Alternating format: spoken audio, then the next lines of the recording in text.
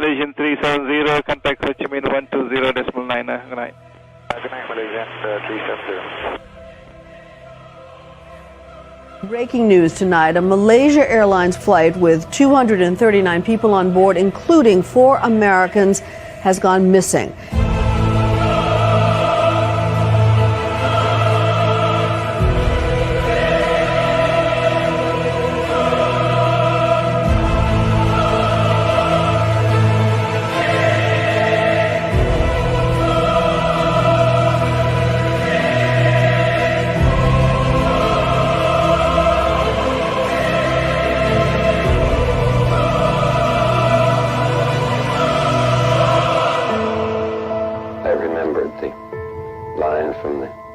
Scripture, the Bhagavad Gita, Vishnu is trying to persuade the prince that he should do his duty, and to impress him takes on his multi-armed form and says, "Now I am become death, the destroyer of worlds." Welcome, everybody, to the live stream. Thank you so much for being here. As usual, I'm your host, Ashton Forbes, just like it says right there, guys. Thank you for all the people early in the chat. Thank you. You know what? I haven't done this in a while, but I'm going to just go ahead and shout some people out. William, been here a long time. We Are the Change with the donation. Thank you very much right off the bat. Huge. Miguel, brother, I've seen you out there a lot. Thank you for being here, man. Lauren, of course, his highness, appreciate you. I'm not going to go through everybody, but a lot of you guys who've been in the chat know who you are. Thank you guys for being here. Okay. Wednesday night. What are we talking about tonight, guys? So, first things first, let's talk about a little bit of what's been going on politically in the United States. The big news today, U.S. aid. U.S. aid. If you don't know what U.S. aid is, what has been happening since DOGE, D-O-G-E, the Department of Government Efficiency, has taken over, is the first domino has fallen. And that turns out that the U.S. government is giving away all this money in grants for all these different reasons out there. It turns out when you look into them, predictably, a bunch of it is really sketchy, like really, really obviously like shouldn't be happening. One of the things that happened today is that Politico is getting $8 million. They were getting millions for this Politico Pro. I don't even know what it is, special service where they were paying like tens of thousands of dollars per subscription. So they found all this stuff out. Turns out it's really sketchy. Now, why do I bring that up? Why is this relevant in the context of advanced technology? Well, this is similar to what they're doing with reverse engineering this technology, if you think it comes from aliens or ancient history or whatever. Or this is also similar to what they're doing in terms of like how they play shell games with the money so that we can never figure out where the technology is being researched at these secret labs that are like technically private labs, but associated with the government potentially. And so what we're figuring out here is like they have hit, they're digging up and they're finding the first body here. And we're going, oh, okay, we've got a killer on our hands here, everybody. And then we're going to keep digging and we're going to keep finding more and more bodies, right? And we're going to go, oh, okay, it's real bad. It's real bad. And why do I say that? Now, doesn't this harken back? You like how I use the word harken, chat? That's your SAT word of the day. Oh, come on, why will this grow? Okay, there we go. This harkens back to the day when one Ashton Forbes on Twitter was saying, where is it? Let me fix up my screen a little bit, chat. Oh, God, this is killing me right now. There we go. I searched the federal funding awards for plasma fusion, and the top hits were MIT and General Atomics. 60 and 28 million respectively from the Department of Energy. Hark, hark, chat. Look at this. So remember, we were talking about this, and just when you look up fusion, you realize, wait, MIT is getting $60 million. This is probably not quite per year, but the idea is probably these are like yearly. And what have they produced? What has MIT produced on the fusion department? Nothing. $60 million a year for nothing. Nothing at all. Like, just think about that. Think how crazy that is. And they've been doing this. They've been researching hot fusion since, like, what, guys? The 70s? 50 years? They've been researching hot fusion for 50 years, and they've produced nothing. Crazy. General Atomics. Why is a private company like General Atomics, why are they getting $28 million from the Department of Energy for theory and simulation of fusion plasmas? What the hell does that mean? What does that mean? In my mind, this is the equivalent of, like, if you're political out there and you want to know, let me translate this to you. This is the equivalent of this saying, like, this is for DEI, like, services. That's when I read that. That's what that reads like to me, where I'm like, what the hell is that? What kind of bullshit are they giving them $28 million for? Why does General Atomics need $28 million like this from the government? For theory and simulation of fusion plasmas? General Atomics can do this without the government's money. I'm just pointing this out where, like, and people will say, well, it's only, I mean, even if you just add up, like, there was a huge list of companies on this list, huge list. 68 rows. And just these two combined is 90 million. And the total of all of them was 161. I want to point out that some of the others, only like half of them were actually fusion. Other ones were like fusion being used in a different context. You'd be surprised how somehow fusion gets used or plasma gets used. So anyway, I wanted to point that out because I do think that this whole U.S. aid, like, this is the start. This U.S. aid thing feels special to me. This is the start of digging through, finding the skeletons in the closet. We're going to find out this UFO zero-point energy technology is one of those skeletons that's deep back in the closet out there. And another thing that I wanted to bring up is this clip. And I had this one ready to go. Look at me, chat. Look at how organized I am, chat. Be impressed. Everyone's asset one language of your this post. Is Benny Johnson. Benny Johnson's never reached out to me. Chat. Benny. I think Benny's a good guy. Look at him. We can chat about UFOs and weird stuff. Anyway, here we go. This is Anna Polina Luna talking to Benny Johnson. Language of your post that went thermonuclear. I have an announcement next week that will impact the entire nation. Press conference to be announced soon. Everyone's wondering if it's aliens, but maybe it goes even deeper than that. Yeah, I think can you tell us? I think it's bigger than that. I think, without getting too much into the details, and the date will be posted soon. You'll find that date for the press conference. I'd actually encourage everyone to tune in, and we're going to be opening it up if we can to some independent journalists as well.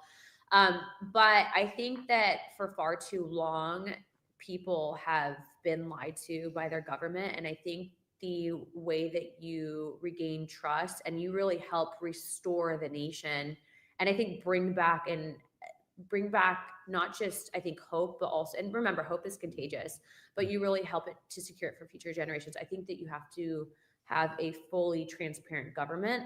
And so I won't get too much more into the details, but we're going to be doing something really big. So I am happy that I was entrusted with this, and I'm going to be doing some good stuff with some incredible people, and I'll leave it at that. Wow. Okay. So the obvious follow-up question there is, if you're talking about transparency with the American people into their government, Kash Patel on this program months ago saying it's time for a government declassification office. Is it going to be something like that where we'll be able to actually not have any more state secrets, something like that? I will wait till the press conference, but what I will say is that, the Senate has a job to do. They would do right by the American people and do right by, I think, themselves if they don't block the confirmations of RFK, Tulsi, and Kash Patel. Yes. And we'll just leave it at that. Okay. What do we think, chat? So I'll give you guys my opinion. Throw your opinions in the chat. I want to know. Some people are saying nothing burger. Some people are saying what's bigger than UFOs? Because she says she thinks it's bigger than aliens. Oh boy. When I heard that clip could only need to be 15 seconds long. It only needed to be 15 seconds long. It's bigger than aliens. Oh man. I immediately went to the comments when I found that video. And of course, because I knew what I was going to find. What's bigger than aliens? Nothing is bigger than aliens. I knew how much that video was going to trigger the alien head people. I knew it. I had to share it. Nothing is bigger than aliens. Yes, stuff is bigger than aliens. I do think it's going to end up being, like, you just read between the lines, it is probably going to be some kind of like disclosure office type thing, like, declassification office, they'll probably call it, where she would then help to determine if stuff is like can be sent out for approval for the public, which would put Anna Paulina Luna in a much more prominent position, because now she would have something significant, in Congress to the way I said that came out really bad. She would have something significant in Congress to do that would be also give her insight in terms of like the type of stuff that the government is hiding and doing. So yeah, could it be related to 0 point energy? Unlikely. The DOE is the big dog when it comes to that stuff, and the DOE is not letting any of that stuff come out. They're not letting out any of these energy sources, cold fusion, 0 point energy. No chance they're letting that come out. And I think that's the big rub. The big rub here is that the people, even the people that want it out, they don't have control over it to go out. The Department of Energy is bigger than all these people. And they're the ones who say, no, you're definitely not revealing free energy to the public. So I don't know. End of the day, we're probably not going to get it before somebody can make something that's big enough that the world can't deny it. So I'm guessing it's going to be some kind of office of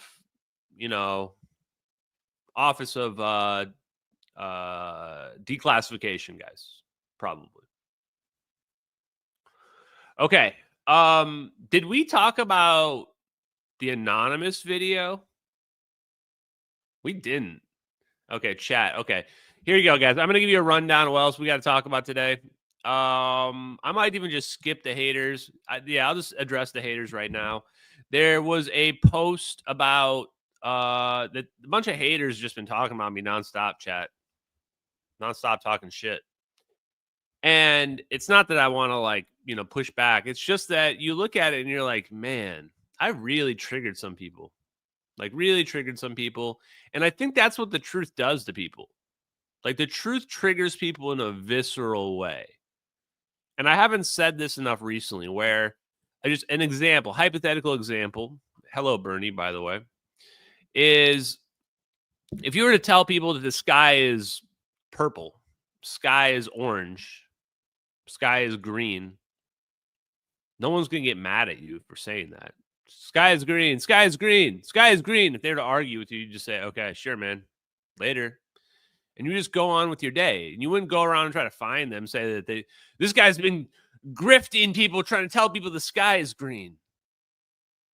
And the other thing I think people forget about this case, two different things I think are important.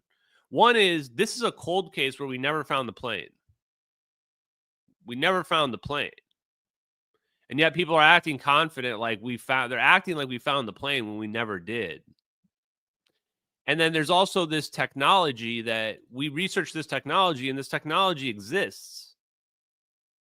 And that's why people are getting mad that some of you are arguing with these skeptics, which go ahead, I do whatever you want to do with your life. And you're telling them they're wrong. And some of you are even saying, just like Bob has said, that even if the videos are fake, that the science is real. This is why you can't give any concessions to these people. You can't even give an inch, because then they're getting mad at you for saying that. They're going, no, the science isn't real. No, the videos are fake. It's all fake. Right? And the reality is the videos are real. And the reason why we found out the science was real is because we just backtracked it from the videos and then found the science. It was right there. It was right there, waiting there, hiding in plain sight the whole time. So anyway, screw the haters. Oh, and it does remind me, I looked at the date on that AARO thing. I got to get that back to them, guys. It is kind of on me at this point. I do address the hypocrisy of like me not getting back to them right away after they didn't get back to me, but let's keep it real. Let's keep it 100. They didn't get back to me for 7 months. 7 months. And that fact that they didn't get back to me for 7 months opened the door for these exact haters to be like, Ashton's just making it all up. It was never real. Yes, it was 100% real. Let me just prove it to you right now. I'm going to prove it to you right now, guys. I know, even though I don't know it, I still know it, that the person that I spoke to at Arrow was in the room with Sean Kirkpatrick and Eric Davis when Eric Davis debriefed them. Hopefully you just heard what I said, because there's a clip that I saw. I saw a clip on the internet, so I don't have to play. I'm not going to beat around the bush about how I know this.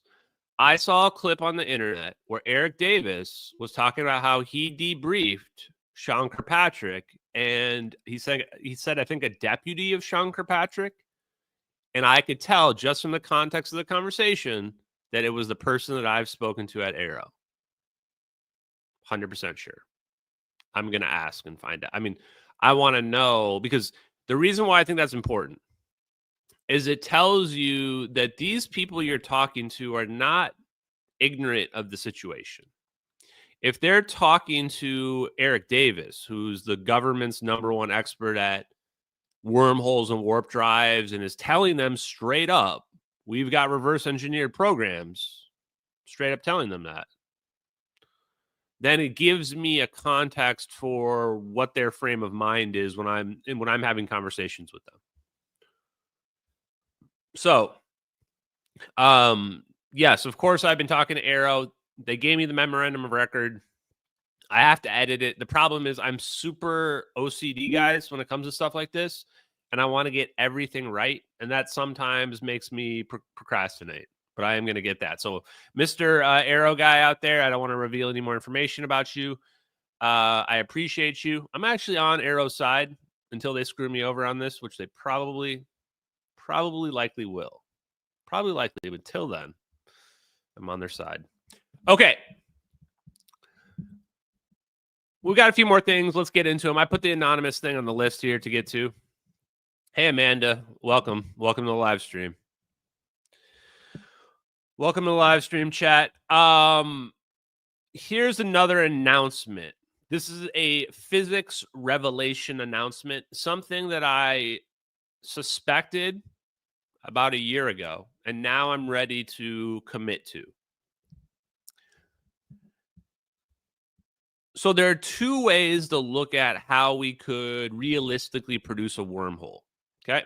If we're going to, let me just share the MH370. I mean, there is no better example to use than the MH370 video, because as far as I know, this is the only wormhole ever to exist in human history. There probably have been more, but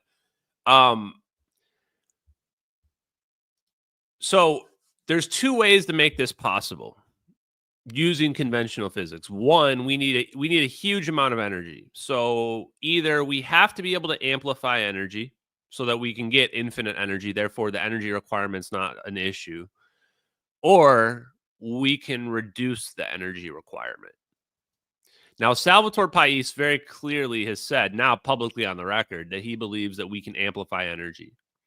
And I was able to deduce that from my conversations with him before I even understood Maxwell's equations and the equations in number 7, 8, and 9 in his magnetically confined fusion patent, which speak to amplification of energy. So we've now confirmed the amplification of energy part. Confirmed with the math. As far as I know, nobody's denied it. The math is sitting right there. Equations 7, 8, and 9 in the magnetically confined fusion patent by Salvatore Pais on the paper. The other one was this idea that we could reduce the energy requirement using metamaterials. And this was the Jack Sarfati. I called it the Jack Sarfati approach. And I said a year ago that maybe it's both. Maybe it's both. Maybe we can reduce the energy requirement and maybe we can amplify energy. Maybe it's not a one or the other scenario. What if it's both? So we can reduce the energy requirement. And this is where the reason why I'm bringing this up is that when we did the interview with Sal review video from, what was it, a few days ago? In there, he basically says that you might be able to bring down the energy level required to hit the Schwinger limit. The Schwinger limit is the ceiling, guys. That's the ceiling.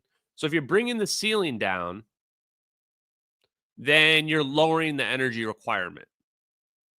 Simple thought process. So I emailed Sal about this. And I said, hey, man, I can't stop thinking about this. Like, you're saying we can reduce the energy requirement and we can amplify energy? It makes too much sense to me. And his response was, we can't really talk about that on an email. Sorry. That was it. So, and I'm paraphrasing. That's not exactly what he said. So if for some reason my emails were to leak, I, in most cases, paraphrase. So, but yeah. So I'm pretty sure that's what we got going on here, guys, is that we can, when it comes to infinite energy, free energy, all of these concepts go from being fantastical to now being obvious. Like, of course, we can amplify energy. We have access to an infinite reservoir of energy. Of course, we can move energy around. Of course, we can reduce the energy requirement needed to make a wormhole because we can engineer the vacuum itself, which gives us unlimited access to unlimited energy. So there you go. That was my big announcement. So just to recap for Jeremy, who I see just joined the chat, thank you. And everybody hit the like and subscribe if you've not been on my channel. Look out for more content. I've got a new production company that I've partnered with that is going to help put out more content and stuff out there that I think you guys will enjoy. I think that, and this is something I speculated a year ago, that we can not only amplify energy, as Salvatore Pais said in his magnetically confined fusion patent, equations 7, 8, and 9, which speak to amplification of energy, which amplification of energy is, in a sense, free energy. But we also can reduce the energy requirement for a wormhole or a warp drive. And when you combine both of those things together, it becomes obvious that you can produce a warp drive, or that free energy becomes possible as well. Wow. Mark Scott, holy crap. Thank you, brother. Please chill, though, with the donations. I appreciate you, though, man. Thank you so much. Avi Loeb and Speak Guest was the best. Great to hear respectful and intelligent folks with many different views, real science. Yeah. One sec. Yeah, Avi was great. Like, it was amazing that he spoke to me. Because I think that was probably like a once in a lifetime opportunity. I doubt I'll have an opportunity to speak to him again. And I feel like I conducted myself well and respectfully, but also at the same time, like, really pushed the boundary from the perspective of alternative energy and what the 0 point energy view of physics for somebody who's respected academic, you know, and entertained us and didn't talk down. It was great. It was a great discussion. So thank you, Mark. Appreciate you, man. Huge donation. And I don't know if I missed Asmilks, but thank you very much, Asmilk, as well. Appreciate you. Yeah, and I know Sal appreciates it because every once in a while I just get like an email from him saying, you know, just like an encouraging email or what have you. Which is another reason why you know it's real, where it's like, you know, if Sal didn't think this stuff was real, he wouldn't be sending me like random encouraging emails like that.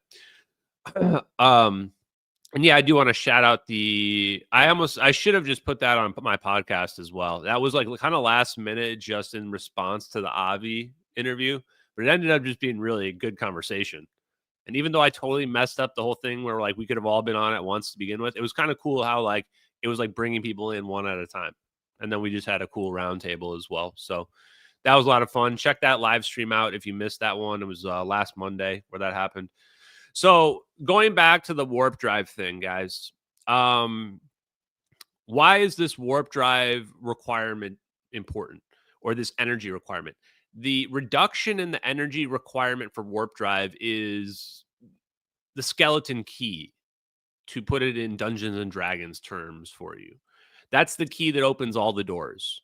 So if you can reduce the energy requirement for your warp drive, negative energy might not even be a requirement anymore, because you're basically just cheating physics at that point. So if you can reduce the energy requirement, how do we reduce the energy requirement? We change the permittivity of the medium. This is where Jack Sarfati says we use metamaterials. So we use an engineered alien material. It's not really alien material, just a metamaterial, super material, if you want to think of it like that, with unique properties. But the 0 point energy view says we don't need a metamaterial. We can engineer the vacuum itself. We can just engineer reality itself. And if you engineer the vacuum, then you can also change the permittivity of the vacuum itself. And this can allow you to change the energy requirement. That's such a huge revelation. If you're a physicist out there, an aspiring physicist, like that's gotta, like when you hear that, that's gotta like give you shivers. Because that's as big of a revelation as E equals MC squared. Energy is matter. That's such a huge thing to understand. But the next thing to understand is we can manipulate the medium, and that changes the energy requirement for what we want to accomplish. Where we can take things that we would have thought would take this infinite amount of energy, this huge amount of energy, and it can come down to something that's a small amount of energy. That's magic. In a sense, that is Honey, I Shrunk the Kids. And it goes and speaks to something called scale invariance. Scale invariance is that we can do things on the very small scale that we can also do on the very large scale. And then amplification is a way to go from things that are very small to very large. Okay.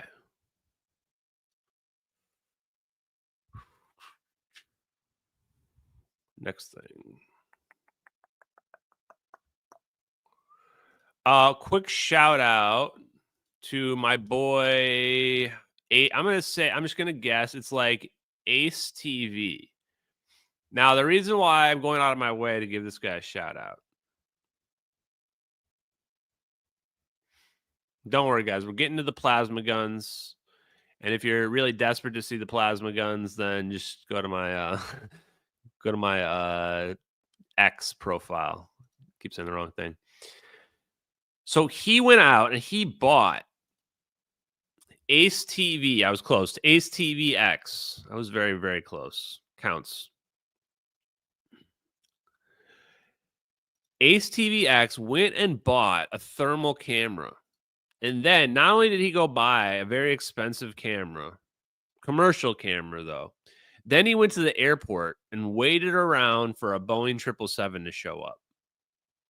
And then he recorded that Boeing 777. That's what you're seeing on the right here. Now, I've got to be honest, chat. It's pretty damn close, especially considering the left is super amazing, high quality military grade footage, and the one on the right is a commercial camera. You can see the same gradient of the green on the plane and the red in the engines.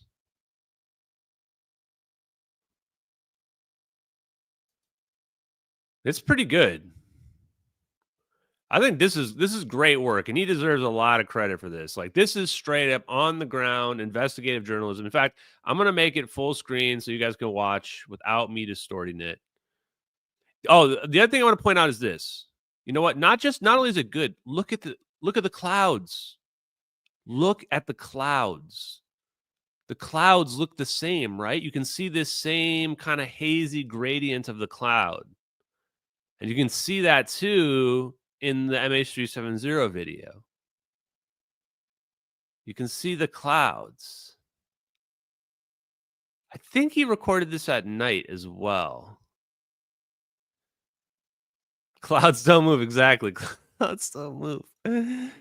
That's actually a really great point. That's a really great point. Why does it look like that? Had to be like, man, I don't want to call it dumb. It's just copium when the people were like, the clouds don't move. Like, bro, have you ever gone outside before? Have you ever gone outside and looked at clouds before? One more time, chat. But yeah, look at the clouds there in the background. I mean, yeah. It's a Boeing 777. Great work by Ace TVX. Great work, honestly.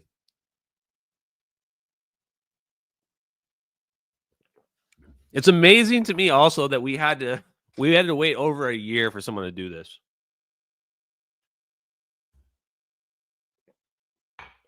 How much do you want to bet the debunkers like actually went and did this and they found out it looked too much like the plane and they decided like not to let anybody know? Because when I look at that, it's like, to me, it's like, damn, that looks really similar. There is no way somebody faked this. There's no way. 10 years ago? 10 years ago? Realize this camera, this thermal camera is 10 years older than whenever this military video was taken. That's why when people say like, oh, you only have grainy footage, I'm like, have you looked at the MH370 video? This is not grainy footage. This is like the highest quality video that existed on the planet in 2014. That's what you're looking at through here. Grainy footage. What are you talking about? You can see the clouds in this video. Yeah, these videos are crazy, bro. Okay. Let's keep cooking. I'm not even going to spend more than 5 seconds on this next one, but a bunch of people were pinging me that there was a news article about how AI is going to solve MH370 or some nonsense like that. Happens all the time. Honestly, I'm surprised it hasn't happened more. Happens like, I don't know, once every few months. Is there some bullshit about some guy pulled up a wing 10 years ago and just forgot to take any pictures of it, and all the people that were with him are all dead now, and that was a real story that happened. The other guy is like, oh, I know it was in this secret pit in the ocean, and like the pilot studied ocean topography to like make it fall into this pit perfectly intact. And he knew just like based on the latitude and longitude, just because. There's always some shit like this, chat. And they're never real. Never real. And the truth is, because what you saw in that video, what you see in the video where the plane disappears, that's what really happened to the plane. That's what really happened to the plane. And they're never going to find it, nowhere, no matter where they search down there. And all these people saying, I know exactly what happened to the plane. They don't know anything. They're full of crap. There you go.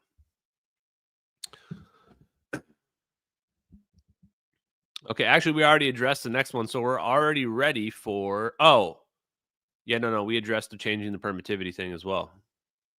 Okay. Yes, and for the record, 0 point energy science is bigger than aliens. It's bigger than aliens. Deal with it, haters. Ba-na-na-na-na. Snoop D-O-double-G. 0 point energy, free energy is bigger than aliens. It's the secret thing that they can't talk about that is national security. Some people are trying to say that aliens is national security because what if the aliens are a threat? Guys, if the aliens were a threat, the government would be telling us all about it. And they would be like, hey, help us from the alien threat because the aliens threaten to annihilate our planet in 5 years unless we do X, Y, Z. They would want us to know. They would want us to know. It wouldn't be some national security threat they can't tell us about. They would be desperate for a solution. Nah, chat. Sorry, we don't live in fantasy land. Unfortunately, the real world is bleak and dark and people do evil shit. Sad to say. So, yes, there can still be aliens, but sad to say in this situation, even if aliens are real, most likely it's humans that are doing the evil stuff on this earth. Okay. let's go to the plasma cannon chat. Let's go to the good stuff here. And let me just see if I missed some donations here. Link Zelda 64. Ashton will be used as a medium for at least soft disclosure, which is fine by me. Exactly. It's fine by me too. That's why some of you might be saying, like, Ashton, do you think you're being used? Maybe. Who cares? If I'm being used for soft disclosure, great. That's what my goal is too. Or actually, my goal is catastrophic disclosure, but soft disclosure is at least one step towards that direction. So if they want to use me, if somebody out there wants to use me for that, one faction of them want to use me for that or whatever, sure, great. And then I'll push for catastrophic disclosure the entire time. And when they put their guard down for even 1 second, I'll expose everything. Or not. Just saying. We are the change. Jack Sarfati worked with Ken Shoulders. He knows. Yeah, Jack Sarfati is, I don't know, man. His personality holds him back because he's just so full of shit. Like all the time. Like all the time. Like anybody who's out there and they're just telling you stories about like the parties they went to and stuff like that and all the cool people they hung out with. Like, okay, cool. But aren't you an amazing physicist? Like, I want to hear amazing physics from you. I don't care about the parties you went to. Like, great, you were cool in the 70s. It's 2024. It's like that was 50 years ago, Jack. And he kind of denied the Ken Shoulders stuff because I asked Jack Sarfati about the Ken Shoulders stuff before I interviewed him. And he pretended like I should find the emails. He pretended like it was nonsense and he had nothing to do with it. And now, after everybody's starting to pay attention to it, all of a sudden now Jack Sarfati's, oh, I knew Ken Shoulders and did this paper with him. Like, bro, bitch, please, dude, you were pretending like you had nothing to do with it a year ago. This is where, like, even in the physics community, like some of these people are just they're just clout chasing. Literally, Jack Sarfati in his emails, he would boast to all those like 50 people, which I got off that list, by the way, when I did that huge, when I exposed them all and started reading off Ron Pandolfi's emails to everybody on live stream. That got me off the list. But in that list, Jack Sarfati would brag about how he got 500 new followers for some, like the Danny Jones interview. He was like, Danny Jones interview, 1,100 new followers. I'm like, bro, what the fuck? He's sending emails about that. Like, who cares, man? You really care that much? Man. Okay. Plasma cannon time, chat. I'm trying to think how much of this I show. Everybody's getting copyright striked, and I'm having such a great run. I don't really want to mess it up. So 3, 2. Okay, so here we go. Let's actually do it like this. This has been the big video, chat. Oh, look at that bad boy right there. Look at this bad boy. Let me talk it up first for a second. Let me Brasky this thing up. So this video has been the talk of the town for the last year. Oh, Ron Pandolfi just retired? Shit, sorry, chat. This is huge. Ron Pandolfi. I was just wondering if this guy was going to quit. Ron Pandolfi just retired. The darkest CIA agent in the history of the CIA. Satan himself, chat. Satan himself has quit the CIA. Wow. Wow. What if we actually got disclosure, chat? What if we actually got disclosure? Huh. That'd be crazy. I don't know. Man, I don't even know if I want disclosure anymore, chat. What if we get disclosure and then I just do a 180, a complete 180, and then I just start advocating for putting the genie back in the bottle? Then people might have an argument that I have a psychological problem. It's like, okay, guys, we got disclosure. Great. But you know what? We can't handle this. We got to put it back in the bottle. We can't handle it. Now I'm advocating for hiding it again and no free energy for anybody. Sorry, guys. Team hide 0 point energy 2026. Okay. So, sorry, we sidetracked. Anyway, this video has like 500,000 views already. And this guy literally produced a plasma cannon. Now, the story goes, I read the comments so you don't have to. that he had to wait like 20 years so the technology could catch up to his physics and his engineering and his science to even be able to produce this thing. Okay. And I'm going, okay, well, plasma cannon. I mean, you had me at plasma cannon. Let's just see the thing. The reason why it's stacked up so high on the left right here, that's the capacitor.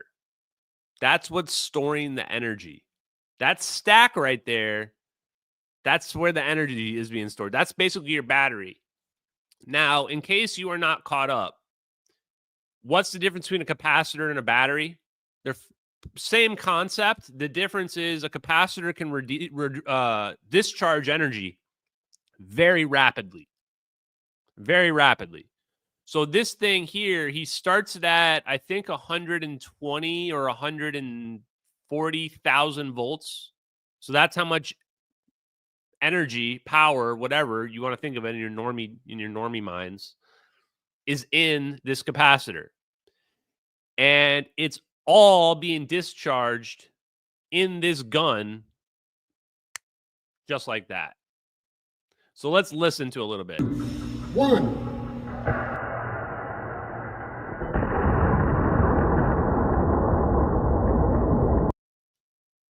3, 2, 1.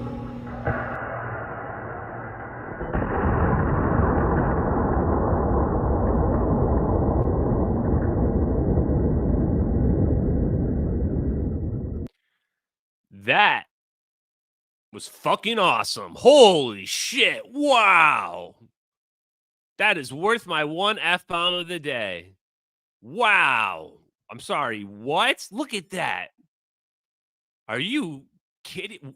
What is even happening right here? What is even happening right here? I didn't know what I expected. But damn, I don't know if I expected this. Am I like, just hold on. Let's just like process what we just saw. Yeah, exactly. What am I watching? That is a normal reaction by John Johnson right now. Because what we just saw, there's a giant capacitor here filled with energy. Capacitor right here filled with energy. And this gun, this plasma gun connected to it. And all the energy is being discharged from this capacitor through this gun, directed at this target on the right that I can't point at because it's too far away, but that direction over there. Directed at that target.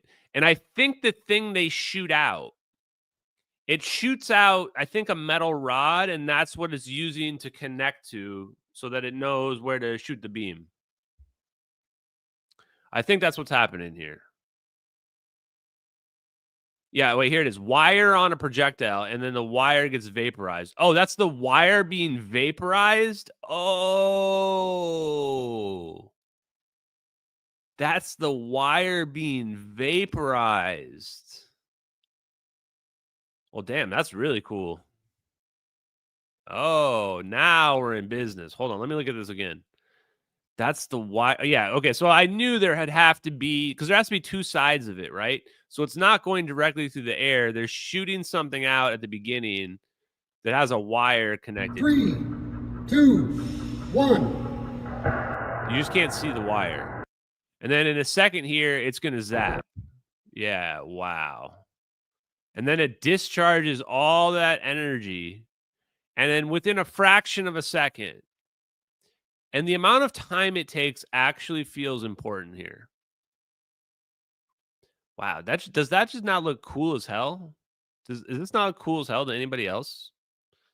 I could just stare at this for like, I don't know. To me, like maybe I'm just a guy or maybe I'm just a nerd. Like this is like, I love staring at the fire when I make a fire.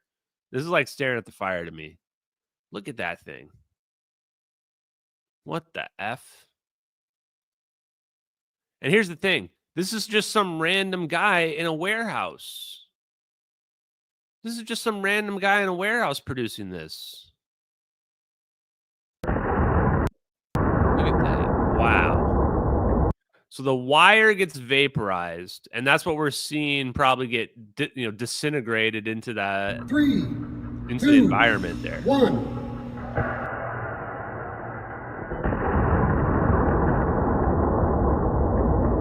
good stuff.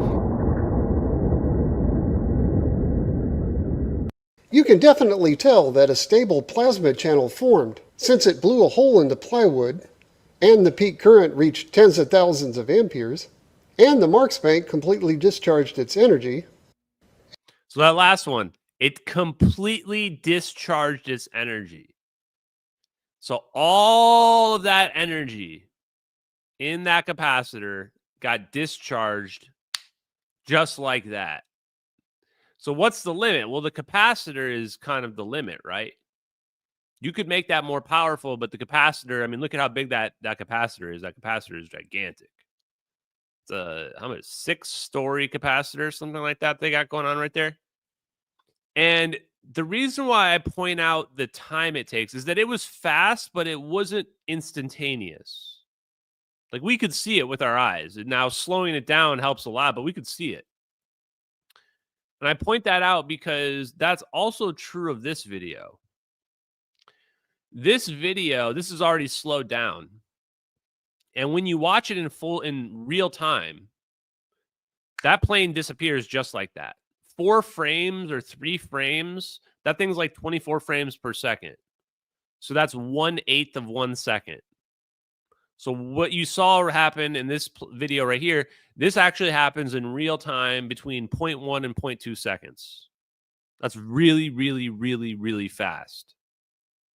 Why do I point that out? Because I think that what we're dealing with... It was loud as hell. We're dealing with stuff at the speed of light. It's moving at the speed of light, or beyond it, potentially when it disappears. Let's recharge the bank to 180,000 volts this time. 180,000 volts. So, guys, are you understanding why people can't have free energy? I'm tapping into future Ashton right now. Do you look at this voltmeter and realize why people can't have free energy? Let's just give everybody 200,000 volts. What if we give them 1,000,000 volts?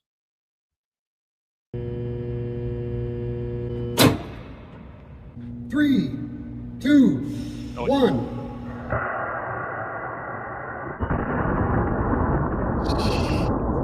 It almost looks like it burst like wider, right? Wow. I mean, that is just awesome. Yeah, what if we give them 121 gigawatts? Wow. Guys, this is nerd stuff, chat. Nerds like us. That's what we are. People are saying, why isn't it... Looks like the voltage boost definitely had an increased effect on the target. Let's take... So people are saying, like, why it's not doing that much damage to the target. So what? That's not the point. There's a wire attached to this, right? It's like it's not trying to damage the thing that it's getting to. The target's just there because it's like stretching this rubber band out. It's like if I were to take this rubber band and stretch it out, it's like I'm not trying to damage some area next to my finger here. No, it's this area here, the stretching stress part. That's the part that I'm worried about.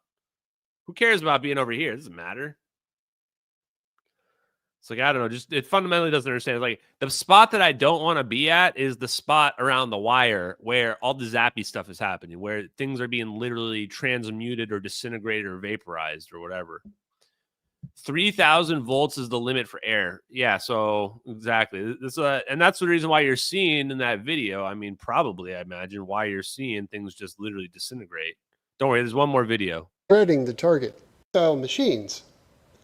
So this is, I already edited it down here for you guys. This big screen TV that I found at eWaste should provide a good indicator. Ready to fire with 180,000 volts on the bank. 3, 2, 1.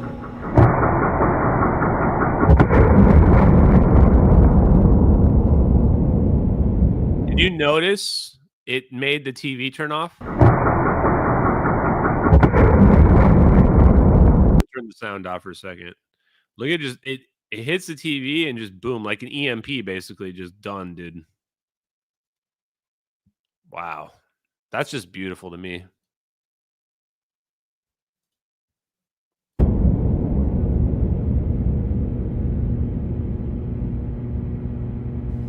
Looks like the screen went dark almost instantly. Here's a close-up of the plasma channel initiation in slow motion. Wow. You could actually see it for a split second there. I think he shows a screenshot of it. The camera actually... Yeah, look at that. You can actually see the moment the plasma channel begins to initiate from the TV while the TV is still showing the fuzzy stuff. captured the instant that the streamer connected to the screen face. Rapidly... Whoa, look at that. You're literally just looking at lightning right there. So there you go, everybody in the chat. You're looking at a lightning weapon. That's what that was. Lightning weapon. Boom. Hits the TV, and in this instant, this is when the TV gets fried. followed by the full formation of the plasma channel. The plasma channel had an adverse effect on the electronics. Yeah, it had an adverse effect on the electrons. Dude, it wiped that TV off the planet. That TV is done. Inside the target. Adverse effect. It had an adverse effect on the TV chat. Yeah, okay. Yeah, it was very adverse. DEWs tend to do that. So, you know what? Let's show it one more time. One more time. The zap one more time, chat. Plasma weapons exist. Directed energy weapons exist. We have to stop pretending like we live in this fantasy world where, like, these weapons don't exist or whatever people are saying, and, like, it's all a big conspiracy or whatever. Like, these weapons exist. You know, here it is. You're looking at it. This is a random guy in a warehouse built this. You don't think the military has something better than this? At the end of this video, he even says if they had a 30 stack tower, you can see this one's like 6 stacks or something like this, they could make this go a quarter mile. A quarter mile. This is just some random guy. Plasma gun. Disintegrating the wire. The last spot you want to be is near that wire. You don't want to be anywhere near that wire. So. And actually, I was thinking about trying to connect this to the whole idea of the ether, but I don't even think we need to. I don't think we even need to. Because there's nothing etheric needed to understand any of that. So let's leave it like that. And some people will say, like, oh, this physics isn't even special. You're like, yeah, exactly. That's the whole point. We're not breaking any laws of physics. We're just taking the world view of the universe and we're just changing one factor. Universe is not empty. Space is not empty. That's the only thing we're changing. Okay, chat, let's get to the last two things. So we're going to do something a little bit different. I think we're going to do the anonymous video thing last because there's nothing super special about it.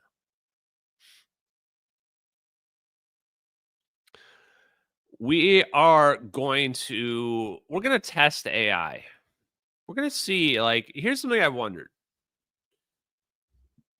A, I'm lazy. And B, I thought, how much can we learn if we were to just use AI? So what I want to do today is I want to see how much we can learn about magnetohydrodynamics. Now, quick story. I first learned about magnetohydrodynamics when I was just independently, probably 4 or 5 years ago, when I first started, like, opening up to the idea of UFOs, looking into crop circles. One of the first terms I heard was magnetohydrodynamics. I didn't know what the hell that meant. And I Googled it, and all I could really understand was it was related to UFOs. That was all I could find. Now my understanding of magnetohydrodynamics is basically understanding the fluid-like motion of magnetism as it relates to plasma or any interaction with the vacuum. Because the vacuum and the 0-point energy itself could be considered a superfluid. So when you start thinking of things in terms of fluids, thinking in terms of magnetic fluid interaction, I think becomes really important. So that's my current understanding right now. You know, let's see where we can take this. So I have I didn't just come in with nothing. I came in with a basic list of questions, and I will also facilitate questions from the chat if you ask smart questions, and I think that they're interesting. Now, before we do that, forgot to do some of these donations. So Nobu, thank you for these donations. Are valid in making a skeptic a believer. Do you have any other videos? These videos, the MH370 videos, did not come from me, and they're the best videos I've ever seen. They're the best videos I've ever seen. I've never seen anything even close to the MH370 videos, which I think speaks more to their authenticity. Because making something from scratch requires inspiration. It requires a reference, something to copy from. So having nothing to copy from makes it really tough. No, there's no other videos like the MH370 videos. Not yet. I mean, there are. They're just not in the public view. There are. Thank you, James Jones. I will live a good life. Thank you. Ours for repair. Thank you very much for that donation. I appreciate you, brother. Truth Teller. Can you play the vid tonight I sent you on my X account from your mom? Like here. Chat would appreciate it. Labor of love. Oh, the censored one? No, I'm not. Sorry, I appreciate it, man. I'm not gonna play it. Guys, like, one thing I want to point out is I don't play into the stereotypes of being censored or suppressed or Google suppressed or whatever. I appreciate it, and I appreciate that, but I just don't care about that kind of stuff. The way I've looked at it as a video gamer is you play against a lot of people out there, and some of them are cheaters. Don't spend your time whining about the cheaters. You know, it sucks, but there's a lot out there and they do it. Are they manipulating the algos? Probably, but you know, it's best to spend your time in a productive manner. So I appreciate your donation though, but yeah, another time or another topic, I owe you one, Truth Teller. Okay.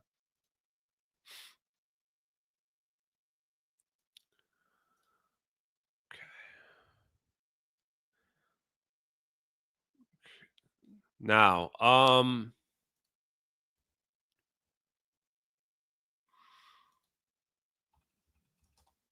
one sec, guys.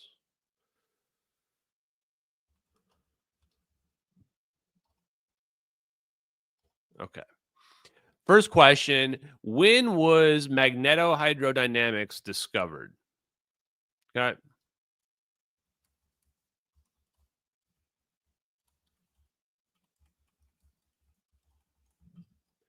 I guess I should have just asked, what is it? That probably is even better, right? Yeah, that was even simpler question.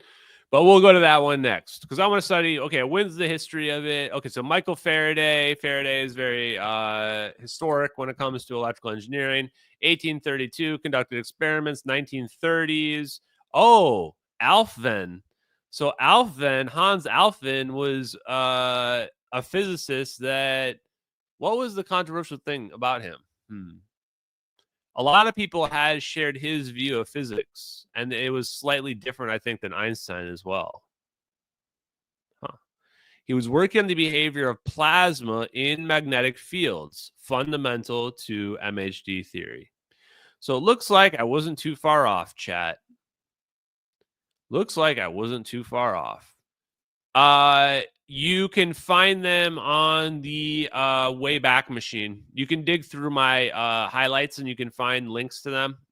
Google, if you search my profile for all evidence, you'll find a link that has all what you need to get to the originals. They're on the Internet Archive though originally, but I've downloaded them all, and you know, so now I have them all. Okay, yeah, Alfvén waves. I don't remember what that's all about.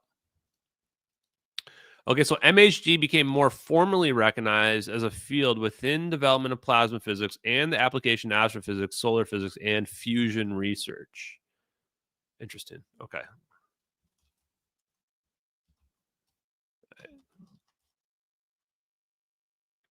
Okay. Yeah, exactly. Plasma is a medium. So there you go, Homer. So now you're thinking about it correctly, right? And here's the kicker. Physicists don't think you can compress plasma. But if plasma is a medium, then you can compress it, right? And if you compress it, well, then what happens? If we can pinch things together, then what do we get? Oh, we're going to get fusion happening. Isn't it so simple, chat? Some of you are already starting to figure it out, right?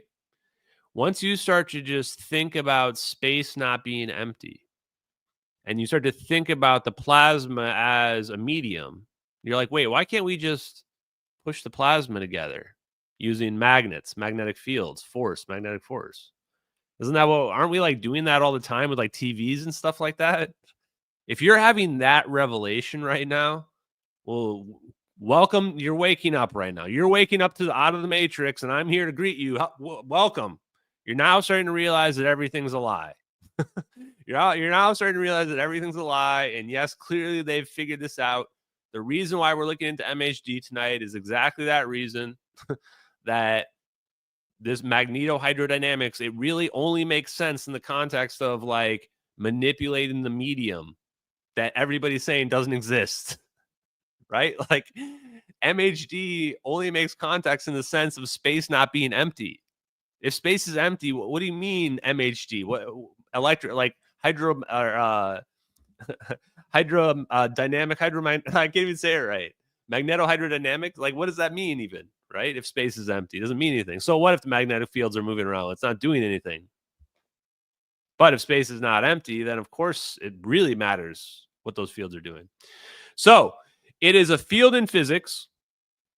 Wait, I don't have the full screen though. Yeah, so plasma is when the electrons are in their highest energy state, stripped from the nuclei. But it's even better than that because the electrons are negatively charged. And when we strip the electron from the molecule, like hydrogen, then we get left with a positively charged ion and a negatively charged electron. And at its most fundamental form, this is very similar to the idea of the capacitor or the battery. Separating our charges out causes what? Electric current. Causes what? Lightning to occur. Which I think is it's a pretty beautiful concept that all those things kind of come together in that way, at least in my opinion. But okay, so so it's how magnetic fields affect fluid motion and how fluid motion in turn influences magnetic fields. This interaction occurs because the fluid, usually a plasma, liquid metal, or sometimes even salt, conducts electricity. There it is, right? So why is this important, chat? Oh, wait, you guys weren't even seeing what I just wrote? Okay, I'll just leave it there. This really only makes sense in the context of plasma, right? So anybody who's talking about how they're like an expert at MHD, you already have a pretty good idea of what they're talking about. They're talking about using magnetic fields to manipulate the movement of plasma. And why would you be manipulating the movement of plasma? Because you're trying to cause fusion to occur. In fusion, we're trying to take those. Remember, we stripped the negatively charged electron from our molecule and created a positively charged ion. So now we take our positively charged ion and we're trying to get this one to stick to another positively charged ion. And when that happens, they fuse together, they form a new element, helium, and then they release some energy. Fact check me on that, but I think I'm right. If so, I've absorbed more knowledge than I can believe. Now, so it's clearly related to magnetic fields in plasmas. And then also in astrophysics, of course. But those are at scales that are much bigger than stuff that we would see here on Earth. So it's used to understand plasma confinement in tokamaks and stellarators.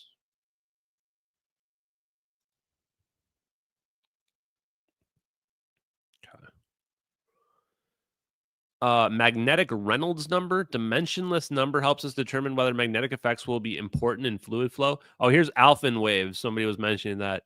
Named after Hans Alfvén, these waves are magnetized fluid where magnetic and kinetic energy are exchanged. Huh.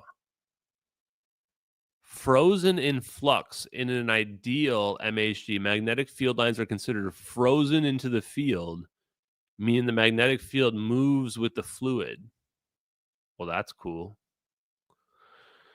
So why am I bringing this up then? Why MHD in general? Because when we are talking about these orbs in these videos, we are looking at perfect control over plasma. With these orbs that you see here, these are orbs of plasma with basically perfect magnetohydrodynamic control over them. In fact, when you look at it, it doesn't even look like the heat signature is visibly moving from the outside perspective. You can tell that it's like spinning because of how perfect the heat signature is, which indicates they have perfect stability because they've stabilized these orbs. Nobody ever is ever coming up with these orbs. Not in a million years. Nobody's ever going to fake it. The details we see in these orbs have never been seen before outside of these videos, which goes to show nobody could have faked them.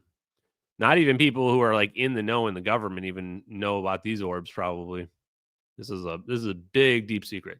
So understanding magnetohydrodynamics is crucial to understand how you can make these plasma orbs stable so that they can float around like that.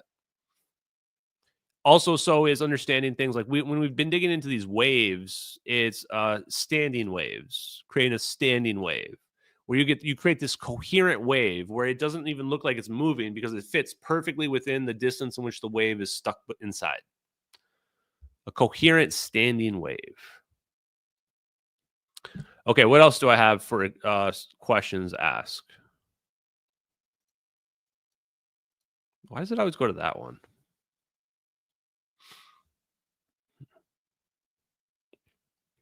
Victor Schauerberger? No, everybody asked me about him and other people. It's cool.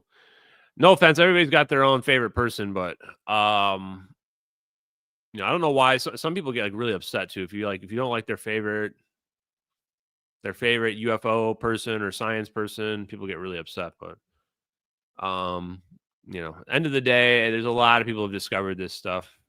Let's look at how many are there any Nobel Prize winners for magnetohydrodynamics and why it's significant? Although we think we already got why it's significant. I think we already covered that.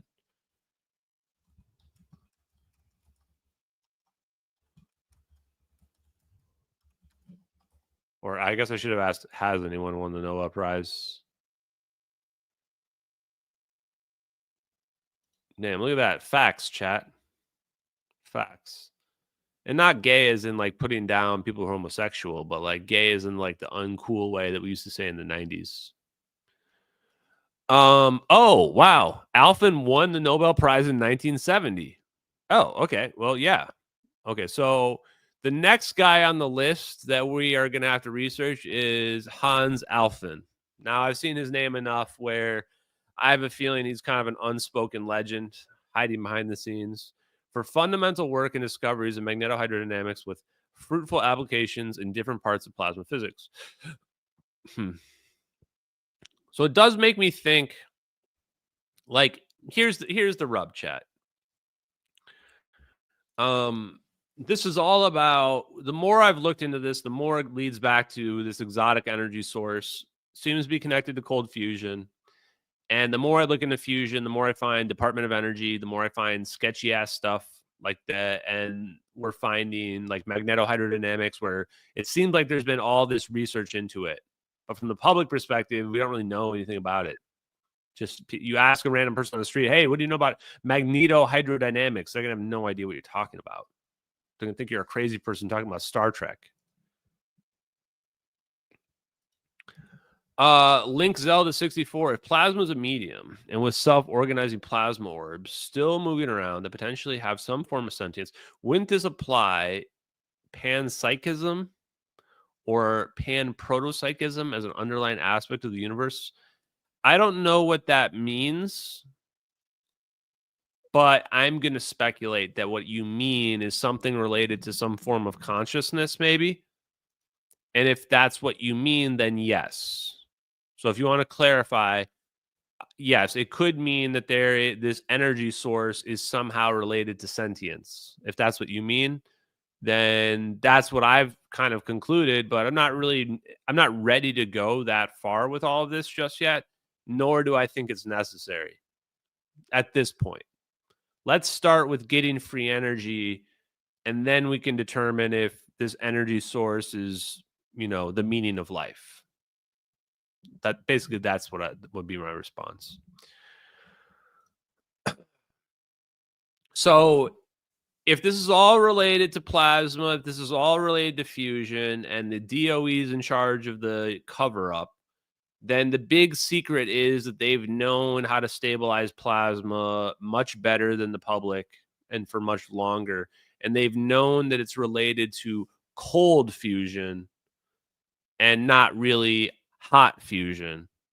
And the downside of that, going back to the beginning of this live stream, is that they're paying places like MIT $60 million a year to research stuff that they know is fraudulent, that they know is, well, not fraudulent, but no, it is fraudulent, obsolete and fraudulent science. If you're just catching up, the Department of Energy is paying MIT $60 million a year for hot fusion research, when it seems obvious that they're aware of basically perfect stabilization of plasma, which would mean that we would have already figured out fusion a long time ago. Meanwhile, we've got no public progress on fusion in 50 to 70 years. Let me repeat that. We've been paying $60 million a year to MIT alone, and we've had no progress on fusion in like 50 years. No results. No results at all. Okay, since we're winding down, I do want to address this question too. That's not how Stephen Greer spells his name, but that's fine.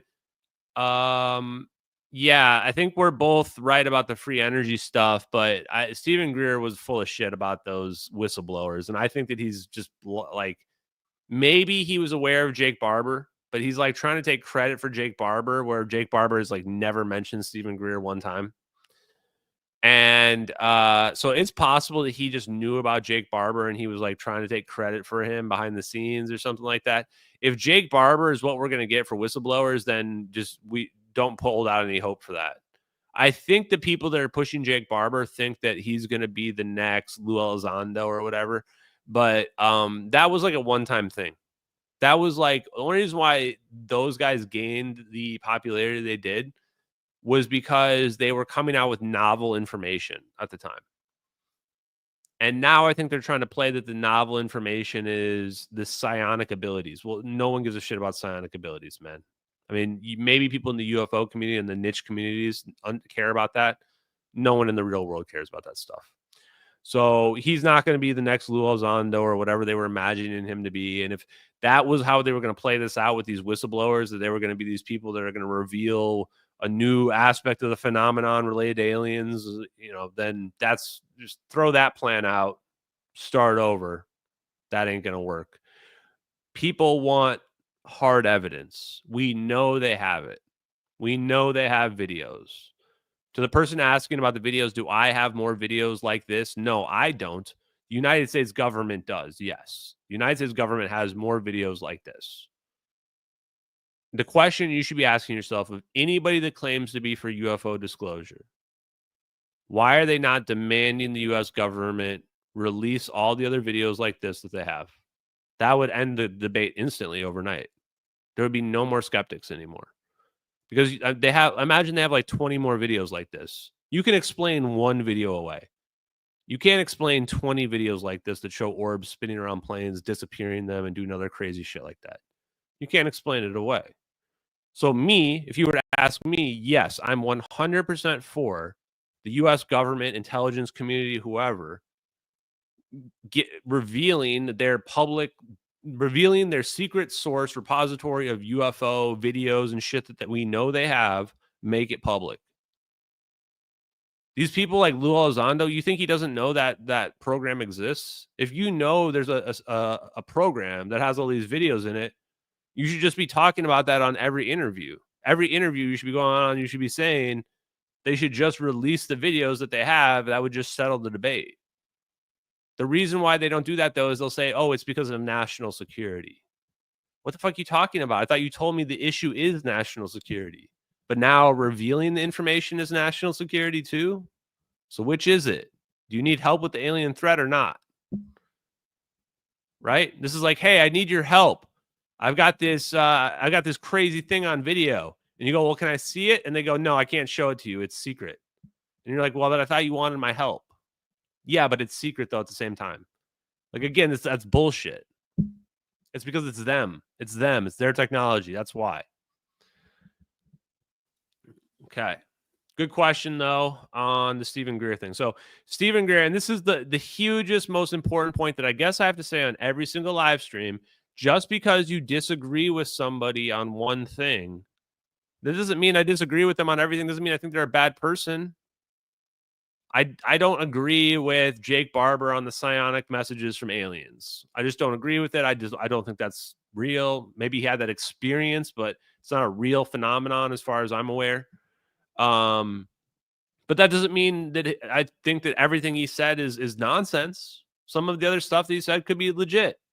Just because I think Stephen Greer was full of crap when it came to the whistleblower claim that he said he had multiple whistleblowers that were going to come forward 72 hours. This was like a week and a half ago. That doesn't mean I think that all of what Stephen Greer says is bullshit. I think he's all right when it comes to the free energy stuff. I think he's wrong about, I don't think all those free energy people were murdered, that he pretends were all murdered, but you know, you build up the hype for it. I get it. So that's the important part, because some people you're going to disagree with something that I believe as well. It's inevitable. We're not the same. And just because you disagree with something about me shouldn't mean that you disagree about the evidence of like MH370. We can disagree about stuff. That's how the world works. Some of my best friends voted for Kamala Harris, chat. See? It's possible.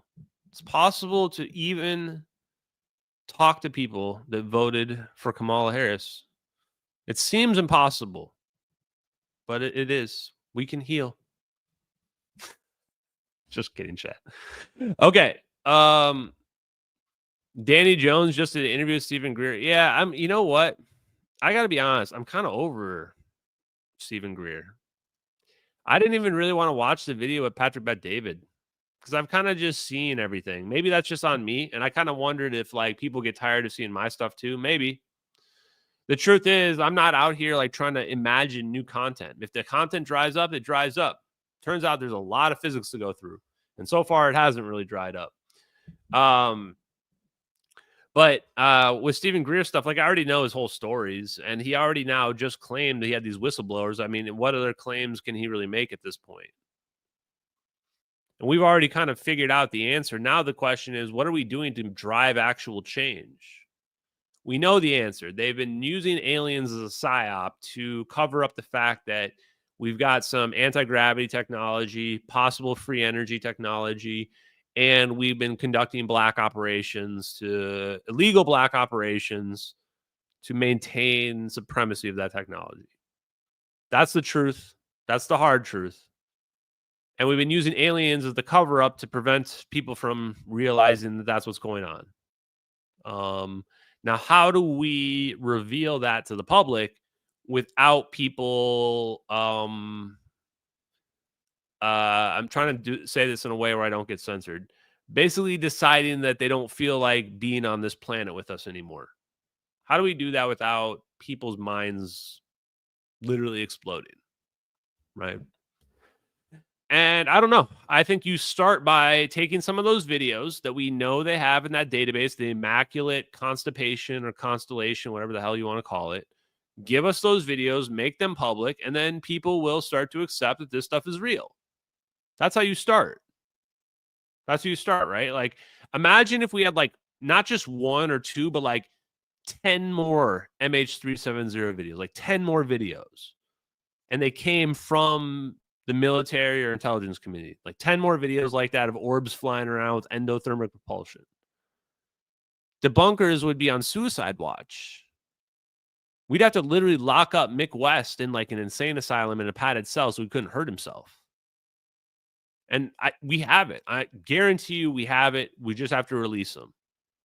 So instead of all these whistleblowers and more dudes with stories who are like totally on the crash retrieval programs, bro, who got the psychic power, psychic messages from the aliens, giving them the happy thoughts, how about you just show us the evidence? Just show us the videos. I'm so over all these stories of aliens and stories of telepathic powers and the egg-shaped UFO stuff. Like, dude, just show me the video of the craft flying around. Show me the video of the alien. That's all I want. I don't want any more stories. If I want stories, you know what? This is a good way to end it. I'll just watch X-Files. X-Files is more accurate and more factual than some of these whistleblowers are. I'll just watch X-Files and I'll get real disclosure from the X-Files. Here it is. Right here. I almost forgot I had this. In fact, do we have anything else to talk about? No. And this is going to be your moment of Zen, chat. We're going to end early tonight for once, finally. Is the hour absolutely necessary? It was important that I see you. We made an agreement about our meeting in unsecured environments. I took the usual precautions. I'm assuming you did too. I've been standing here for over an hour. I haven't seen a soul. I called you because you said if I ever put the pieces together that you would confirm. And have you put them together? I've met someone. I've seen something. Of course, you weren't even close. Warring aliens, lighting each other on fire, and other such nonsense. I was being cleverly manipulated. And what brings this new clarity? I saw an ARV running on free energy. I saw it disappear. That's what they all seem to do. But the technology exists. It's existed since Roswell, and it's been in use. Being used on humans in human testing, the taking of men, women, and children that's misreported as alien abductions. So you believe you have the how? Yes, and I think I know the why. Why is more complicated than you may ever know, Mr. Mulder. 60 years ago, we were warned about the military-industrial complex gathering too much power. This is old news. The countdown has begun. It began in 2012, but no one knew. Tell me something new. Alien technology being used against us, not by aliens, not with aliens, but by a venal conspiracy of men against humanity. It's wasting my time. What are the tests for? You tell me, Mr. Mulder. 10 years ago, you came to me saying you couldn't take your secrets to your grave, that you couldn't live with it. A man of medicine. I didn't know how my work would be used. The lies are so great, Mr. Mulder. The truth must be unassailable. And let me tell the world. They'll make a mockery of us. And let me take that bullet. And these men are capable of that. You're nearly there. You're close.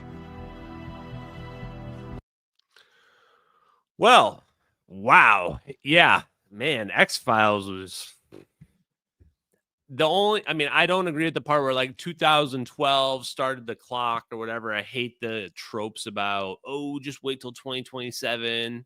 Clock started, blah, blah, blah. All that's pretty much bullshit out there.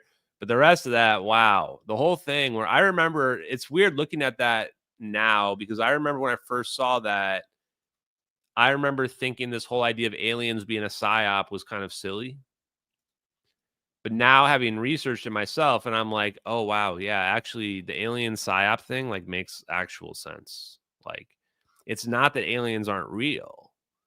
Aliens can be real. The psyop is getting us to focus and blame aliens for the stuff that human beings are doing, flawed human beings are doing, for the sake of power, money, greed, whatever. Just the things that humans do. Just humans being humans, chat. Just humans being humans. Okay, guys. I'm going to go to sleep. Thank you, guys. I forget what we're going to do on Wednesday, but I think we're going to have more science, actually. So we're going to be going hard on the science chat. I hope you guys enjoyed the stream. I hope you liked the plasma cannon, magnetohydrodynamics, and all the updates on social media. Let's expose the United States government. Let's expose the corruption. Let's unseat the deep state and the CIA. And let's get 0 Point Energy Disclosure 2025, guys. Let's do it. Peace out, everybody. Love you, MH370X.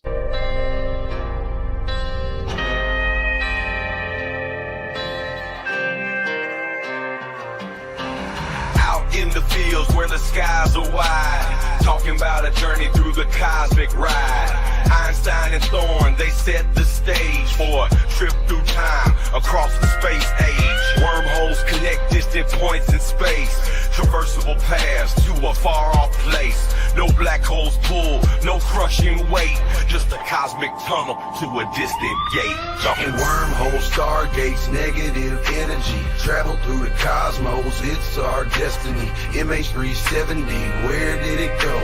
Bowling 777 through a wormhole flow. We're talking wormholes, stargates, negative energy, travel through the cosmos, it's our destiny. MH370, where did it go? Bowling 777 through a wormhole flow.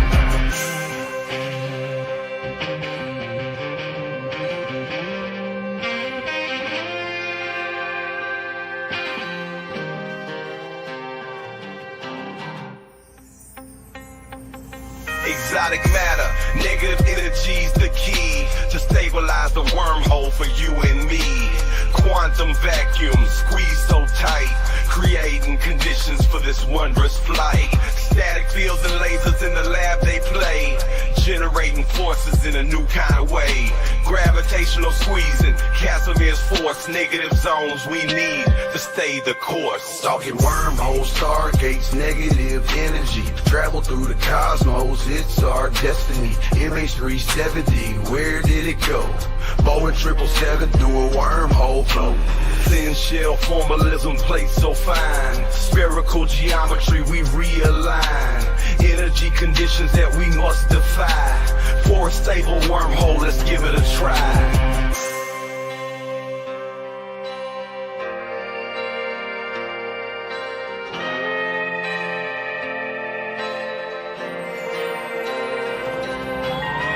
Coulomb forces balancing the plate, creating the throat, open the gates, from Earth to the stars in a single bound.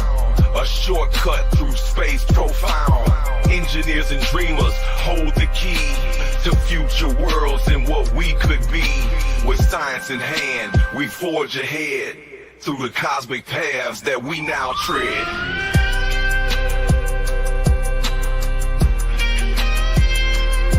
We're talking wormholes, stargates, negative energy, travel through the cosmos, it's our destiny.